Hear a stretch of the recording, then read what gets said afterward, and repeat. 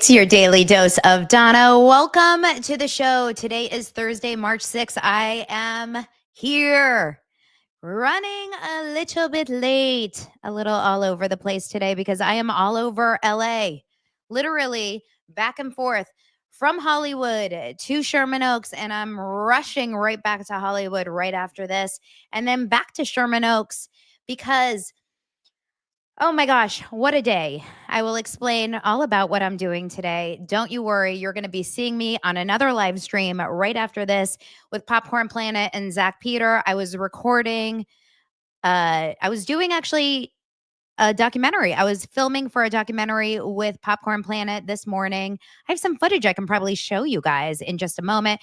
We're going to talk all about the court hearings that I was listening in on this morning, just my thoughts off of listening. We don't have a ruling on the protective order, but it was really interesting to listen in and kind of hear how the judge was listening and reacting to Brian Friedman and Blake Lively's lawyers. Then I'm going to talk a little bit about the portion of Summer House that I got to watch last night.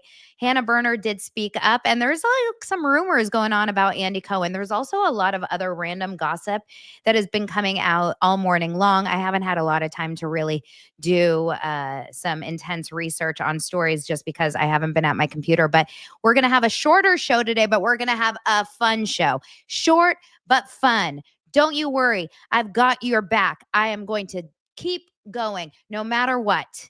Okay. We push through. You know how they say we can do hard things? We can push through even though the days are dark, even though life feels hard, even though things are challenging, even though, you know, people around us are struggling. We can push through and we can be here, and you don't worry. Okay. I will show up for you guys.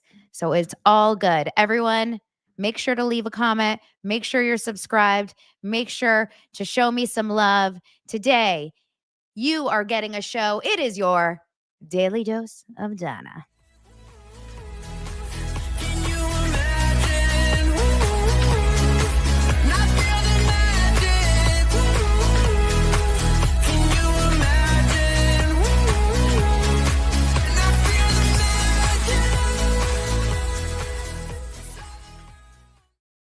Are you ready for some toxic positivity?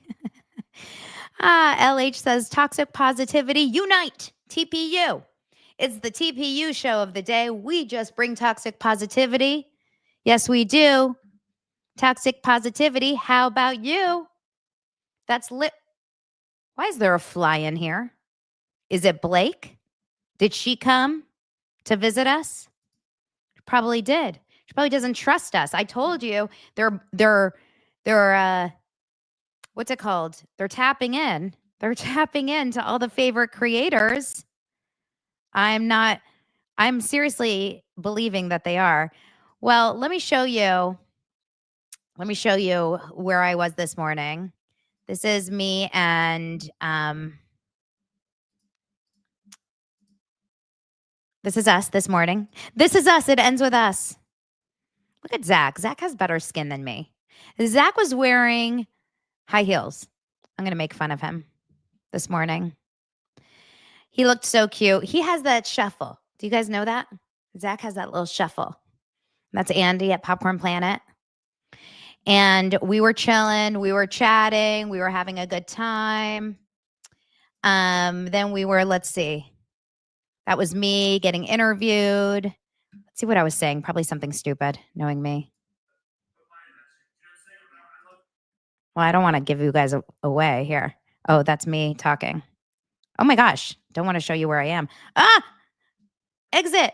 Exit. Here. Wait, let's see this color. Are we having an affair? That's what Reddit says. We're going to have to start now.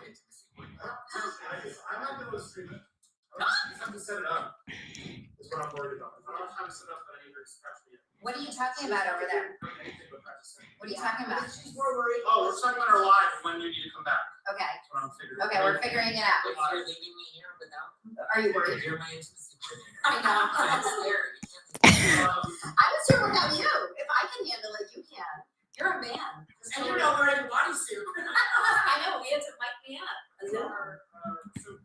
So we had a good time. It was a lot of fun. And then I'm going to go back now and I am going to, I'll go back there in just a little bit. And then you guys will have to jump over to Popcorn Planet and watch our live stream. The three of us together, we're going to get in so much trouble. You know that. Anyway, we talked a lot about, we talked about Blake Lively and Ryan Reynolds and Justin Baldoni. Shocker. Shocker. That's going to piss off so many of you guys. Just you wait. But it was really fun. It was a great time to just get out of the office and just chat with real human beings, especially after this morning listening to the court. How many of you guys listened live to the show? Listen live to the court. I loved it. I loved listening while I was getting ready. It was nice to kind of feel like I was in the courtroom. I was like, Lance, I can't talk right now. I'm in court. Lance, I'm on duty. I was basically in jury duty. I was like, I'm in court right now. I can't talk. But it was actually really interesting. So I had a lot of takeaways. For those of you guys that were not part of the court order or the court hearing, I'm going to just kind of give you a little update and just give you my takeaways. Obviously, I'm not going to give you transcripts or anything. I will tell you, yes, Tally is asking about poor Dave had to take down the video. He got scared. Let me explain to you. It wasn't a good thing that Dave aired that. I can talk to him offline about why. I didn't even know that he was airing it at the time. Dave Neal was apparently airing it live. It was not good. He shouldn't have done that. I'm kind of like bummed that he did that. The reason why that was probably not good is because the judge specifically said, I missed this part. It was at the very, very beginning, but the judge specifically said, do not airstream. Do not live stream it. Do not record this in any way. And specifically, that was meant so that it wasn't clipped and aired and put on TikToks and put on YouTubes and put on anything. Do not rebroadcast this. Thank you, Mary. In any way. So when Dave did that, apparently, and I was getting ready, I was only listening in, I wasn't on YouTube, but apparently there was like thousands and thousands and thousands of people that were watching, which is cool and great for someone that has a channel. I mean, that's cool.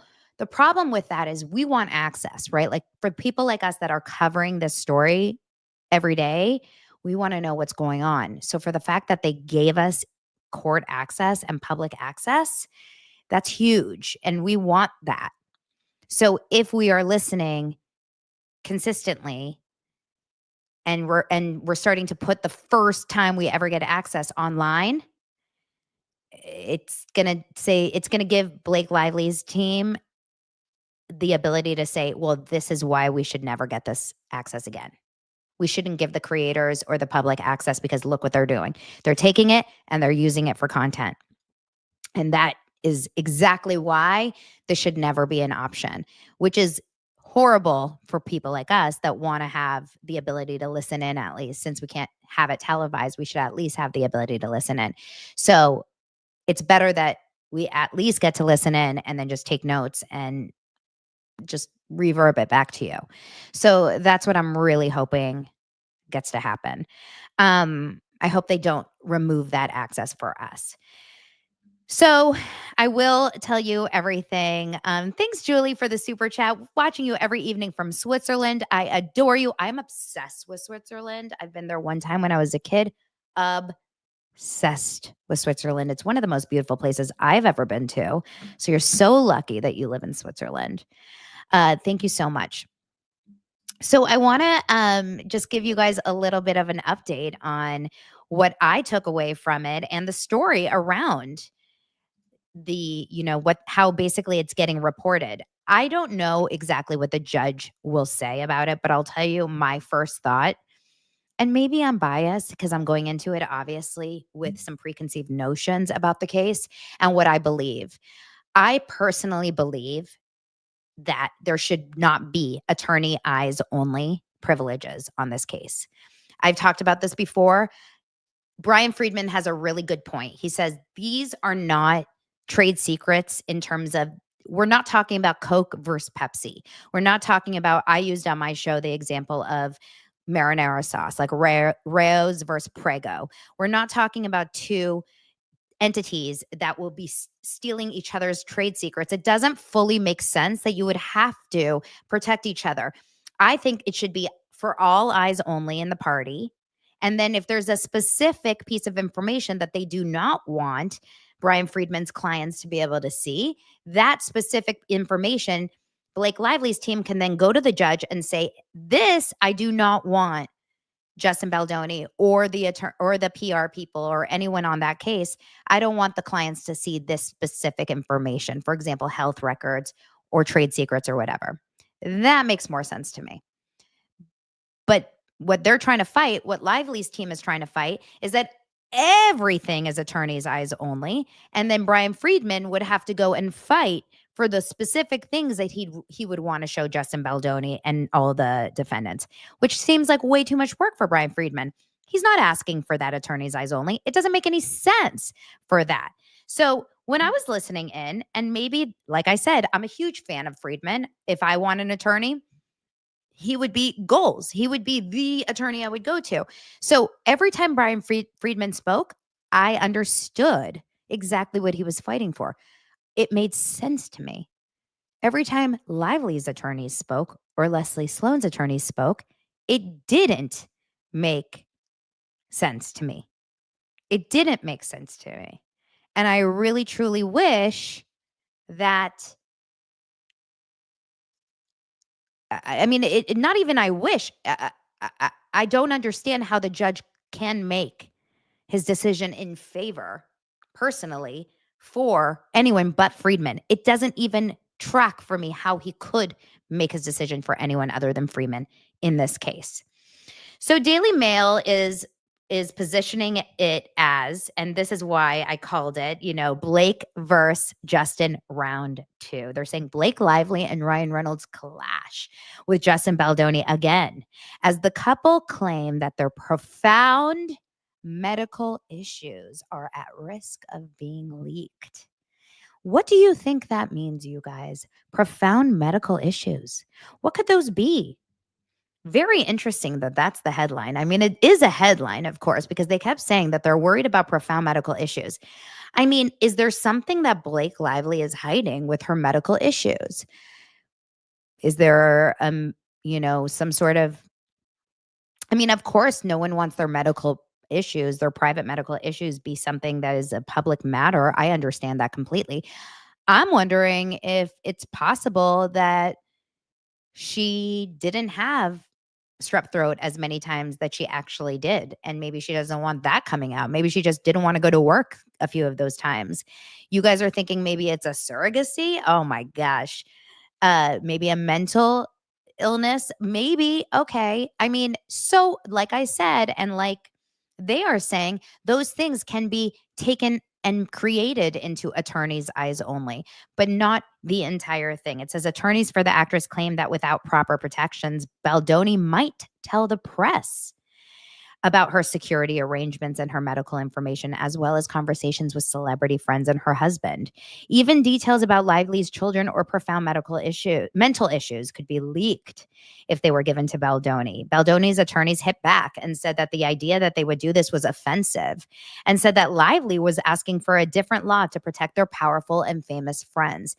Yeah, every time I heard Freeman speak, he basically said, I don't believe that you're treating them as like normal people. You're basically saying that because they're celebrities, they should be treated as such. You're not putting them in the category as just normal plaintiffs or normal defendants. The hearing, held on Zoom from the Manhattan Federal Court, was the latest twist in the dispute between Lively and Baldoni. They both have sued each other, and it says that Lively was the first to sue. Baldoni is also suing. Protective orders prevent both sides from publicly disclosing private information, but the attorney's eyes-only request proposed by Lively is an additional measure. The court heard that it was necessary to protect trade secrets like PR agencies' business plans, marketing strategies, and client lists, which are not always public. Lively's lawyer, Merrill Gavernsky, said the extra step was needed to prevent irreparable harm to Lively, Reynolds, and their associates. She said there was concern that specific security measures Lively and Reynolds have taken to protect themselves and their families from this retaliatory campaign might be leaked. They're basically saying that they don't trust Baldoni and his team to not leak these things, whereas Baldoni and his team haven't really leaked anything private. She cited that Baldoni had subpoenaed a security firm which works with the couple and that she didn't see any reason why their security arrangements should be made public. Judge Louis Lyman asked if Gavernsky, that's her attorney, was saying Baldoni's lawyers posed a risk to your client's security. She said no, but this case was unusual in that it involved PR companies who make a living leaking material to the press. Gavernsky said that Baldoni's team had bragged about doing this without fingerprints and in an untraceable way. Baldoni had committed $100 million to ruin the lives of Miss Lively and her family, the judge was told, which is not true. Apparently, by hearsay, Steve Sarowitz had said that, not Baldoni. So that's wild. Gavernsky said that another category of concern was medical information and mentioned profound mental health issues. She was concerned documents speaking about children may be made public as well as locations of private residences or homes. Gavernsky was always also worried that personal or intimate conversations with third parties, that's Taylor Swift, and marginal relevance to this case, but the PR value will be high, would be leaked. There are dozens and dozens of third parties who will come up in this case, but there is a significant chance of irreparable harm if marginally relevant information about them was made public. Judge Lyman asked if contempt proceedings would be sufficient to enforce a protective order. Gavernsky disagreed and said that contempt proceedings would not unring the bell if personal information was made public. They went back and forth. And Friedman said it feels like what the other side are asking for is because there's a celebrity, because there are powerful people in the industry. Somehow they get treated differently. Welcome to Blake and Ryan's life. Blake and Ryan live the life that they feel like they should be treated separately because they are celebrities. This is literally how Blake and Ryan live their life. I'm a celebrity. You know that show, I'm a celebrity, get me out of here. That's how they live their life. I'm a celebrity, give me rules that are different than yours. He rejected the idea that they would leak information about security. He said it's not remotely relevant. He also complained that clients' addresses had been revealed to the public already in court papers. He said that's highly offensive and unnecessary. And then Judge Lyman reserved his decision, saying he'd make his ruling later today, but not before one last plea from Friedman. He said this is a case where no one has any intention of beating up or harming Miss Lively in any way. Friedman claimed that Baldoni had been adjudicated guilty right when the case was filed, and he had a right to defend himself.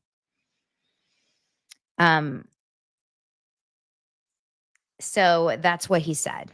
So that's basically where it ended up with. He essentially, one thing that I put on, I tweeted or whatever, was that Friedman said the Lively parties are trying to shift the burden, which is essentially what they've been doing this entire time. One thing that really, really pissed me off about what the woman said, Meryl Gavernsky, whatever, was she said something that really just irked me so much. Thank you so much for joining and becoming a member, you guys. I'm going to have a members only next week. One thing that really pissed me off that Gavernsky said today, she said, my client was unwillingly dragged into this case. Did that piss anyone else off? My client was unwillingly dragged into this case. Unwillingly. I'm sorry, unwillingly, your client started this case. Your client opened the door to this case. That's like opening your window and then saying, I am unwillingly cold. Veruca, I want a golden egg, daddy. Is it egg or goose? I never know. Is it the goose? I want the golden goose. Daddy, where's Lance when we need him? I want the golden goose. Veruca, why was I unwillingly dragged into this case? I didn't want anything to do with this. I've just been living my life. Stick a fork in it. Shut all the way up. From the fake Rachel Hollis. It's the golden ticket. It's the golden ticket that lays the golden eggs. Is it a ticket? I want the golden ticket. But which one does Veruca want? Oh, okay. That was Macaulay Leslie Sloan's attorney. That wasn't Blake. But I like it better if it's Blake. Okay, so Leslie Sloan was unwillingly dragged. Damn. See, that's the problem when you're listening on Zoom. We need to be able to see these people. Can we just move on and just make it Blake for the case of this, for the form of entertainment of this show? My show is not education, and nothing I say should be held in the court of law. So for the point of entertainment, we're going to make that be Blake Lively. All right. I was unwillingly dragged into this case, and my name is Blake Lively, and I don't want anything to do with this. And I was forced to do this to sue Justin. And I'll never forget when someone who was so Team Blake came into my DMs and said she wouldn't have even sued him for sexual harassment if not for those pesky kids and their damn dog. Just kidding. They didn't say that. If not for those text messages that Stephanie Jones sent them that said that she had been part of a smear campaign. Oh, so sexual harassment wasn't bad enough to get sued. Okay. So you just decided to tack on that sexual harassment to really bury him, using your words? Cool.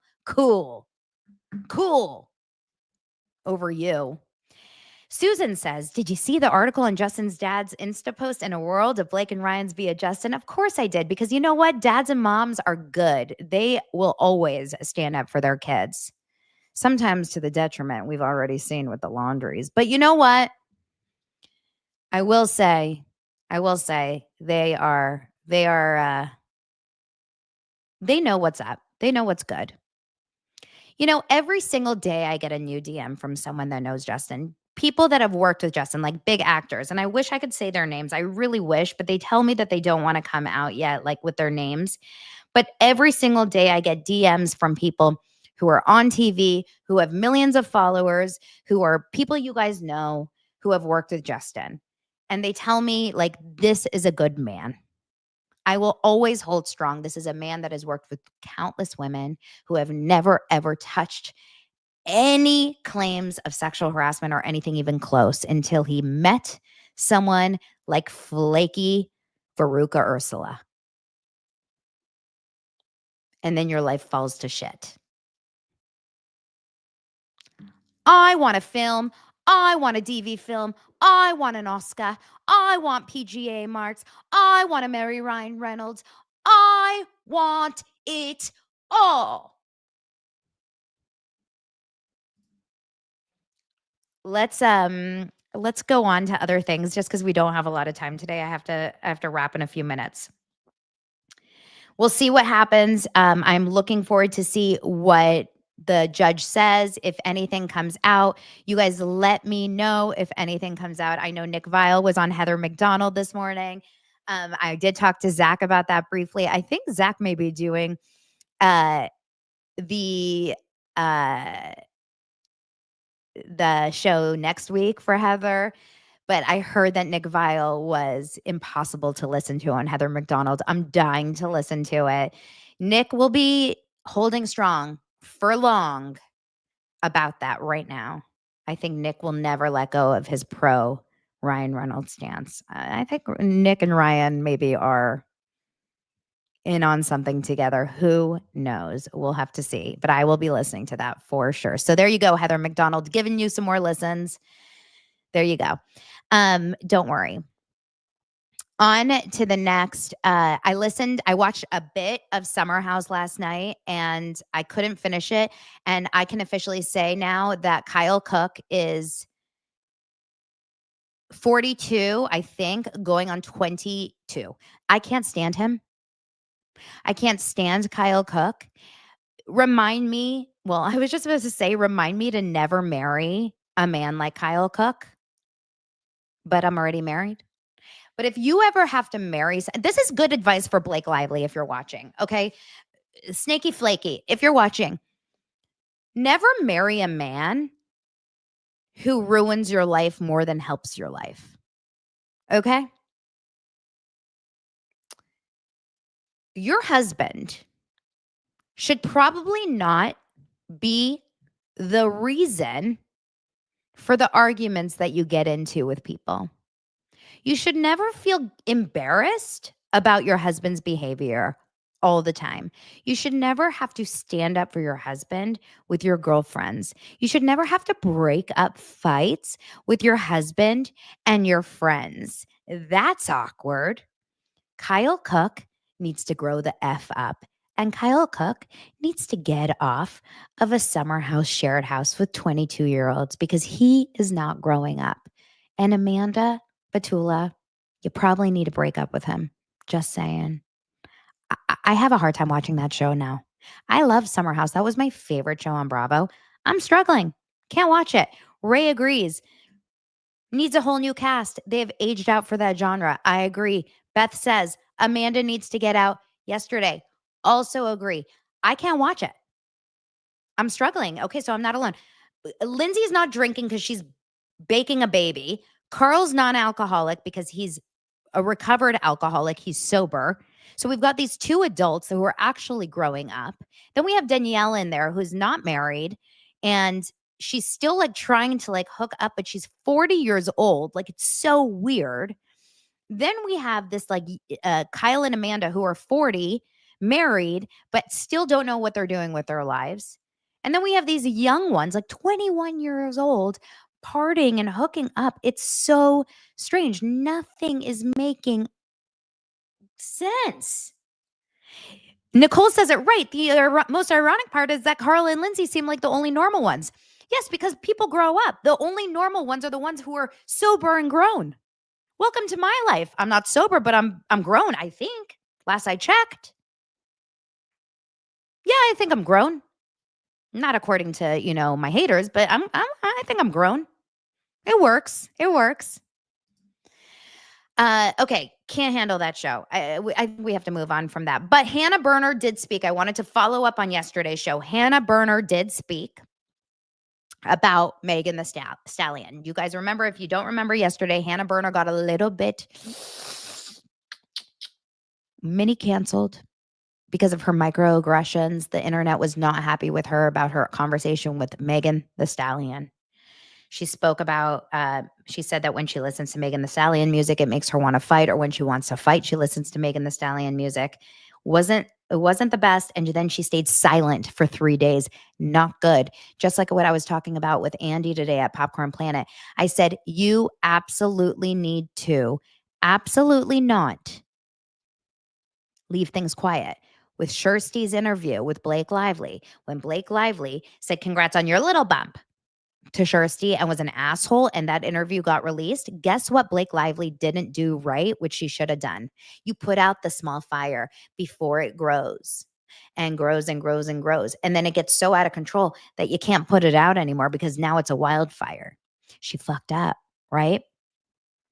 It got too big. She should have said, I'm sorry, the morning after that first YouTube was released. She didn't put it out. Hannah also did the same thing. That interview came out. She should have put it out the next day.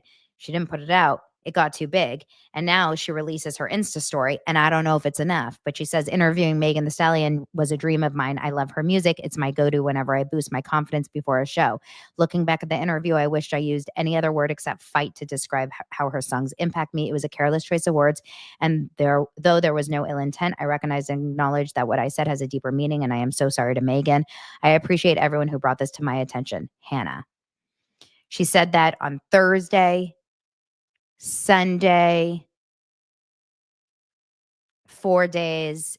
4 days was enough to get the entire internet talking. I think it's too long. She should have said it Monday when people were already saying everything, and it was an Insta story. I'm not sure. Let's see how the internet handles that. Getting canceled. I mean, you don't get canceled anymore, but like getting called out, waiting 4 days, not so sure if that was the right approach. I don't know. Let's ask Leslie Sloan. She gives the worst advice. Who's the best PR person out there? I wonder who has like the best PR. Which celebrity out there always handles their PR like the best? I wonder who has like the best PR with all their snafus. I can't think of a celebrity right now who does the best.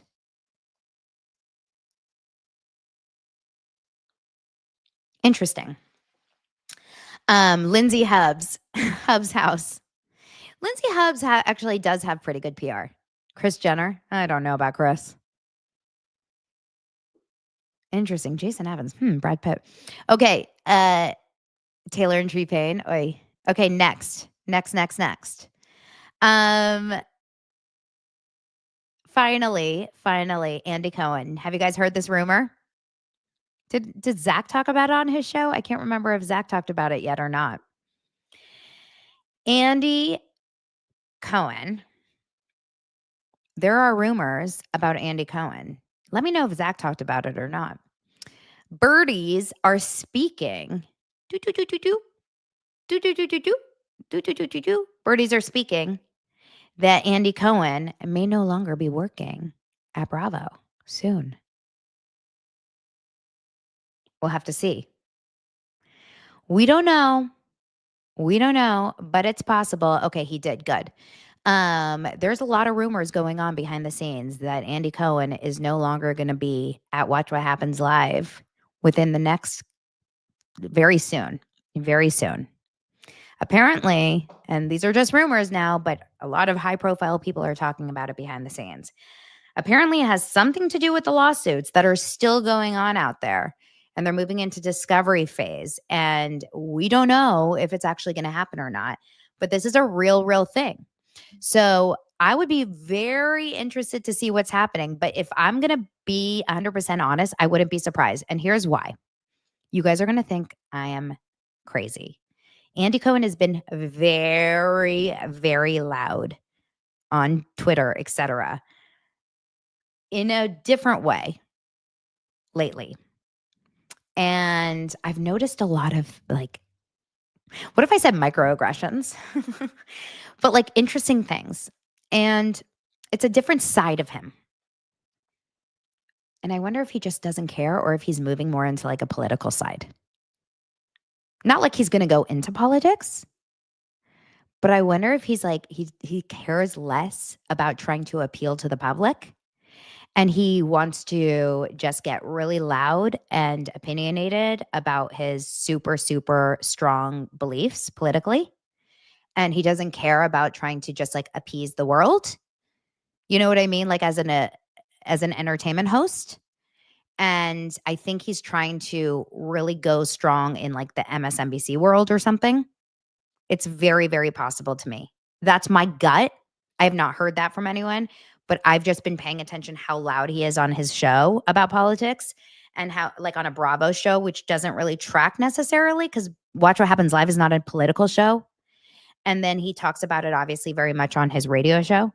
And then on his Twitter and his Instagram, he talks about politics a lot.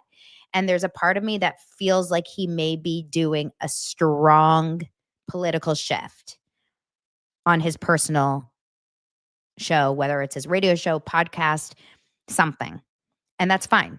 That's fine as long as it's not Watch What Happens. Like, I don't think anyone tunes into Watch What Happens Live to hear his political takes because I don't think he realizes how divisive that is for Bravo, since, as we know, Bravo makes up half and half of America. And a lot of people are very turned off by hearing Andy yell at half of America. So that is an interesting thought. Okay, so we'll see. Robin says maybe Andy's gonna replace Joy Reid. Wouldn't that be funny if all of a sudden Andy Cohen is like, "Hi, I'm Andy Cohen, live from MSNBC with Rachel Maddow." Like, I would die. Who could take Andy Cohen seriously in a political stance? Like, I couldn't. He's like, "So Trump today." He hates Trump so much. Oh my god, it would be hilarious. Okay, so that is that. I am going to jump because not dangerously, don't get scared. I'm going to run because I have to jump over back to Hollywood and get on the live stream in about 20 minutes or so. We're going to go live again. I'll probably be a little bit late over there, but I will see you soon. And yes, I will see you soon. Join us on Popcorn Planet. Make sure to subscribe here. And I love you. And I'll talk to you soon. And thank you for subscribing. And if you're part of our upper tier on Patreon, the upper tier, the overdose tier on Patreon, the link is below. I will see you guys at 4:30 today. That's 7:30 p.m. Eastern, 4:30 Pacific for a 1-hour happy hour Zoom where you get to have FaceTime with me and all of us. And we get to hang out and talk all the shit. So I'll see you guys later. Bye.